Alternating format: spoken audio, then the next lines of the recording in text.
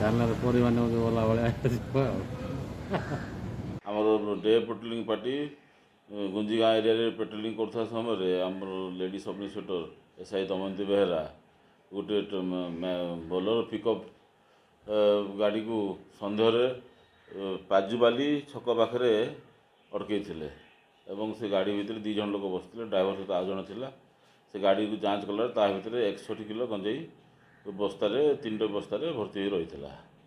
ସେମାନଙ୍କୁ ପଚରାଉଚରା କରିବାରେ ସେମାନେ ନିଜର ନାଁ ଡ୍ରାଇଭର ନିଜର ନାଁ ଟୁଟୁ ବେହେରା, ତା ଘର ନିରାକାରପୁର ଖୋର୍ଦ୍ଧା ଏରିଆ କହିଲା ଏବଂ ଯିଏ ଏସ୍କର୍ଟ କରିକି ଗଞ୍ଜେଇ ନେଇଯାଉଥିଲା ସେ ବାଲିଗୁଡ଼ା ଏରିଆର ଜିଖରୀୟ ଦିଗାଲ ବୋଲି ନା ତା ନାଁ କହିଲା। ସେମାନେ ସ୍ଥିତିଗୁଡ଼ାରୁ ଜିନିଷ ଗଞ୍ଜେଇ ଲୋଡ଼ କରିକି ନେଇକି ଖୋର୍ଦ୍ଧା ଯାଉଥିଲେ। ବ୍ରହ୍ମପୁର ଯାଇଥିଲେ, ବ୍ରହ୍ମପୁର ଟ୍ରେନ୍ରେ ଆଉ ଥରେ ଖୋର୍ଦ୍ଧା ଯାଇଥାନ୍ତେ।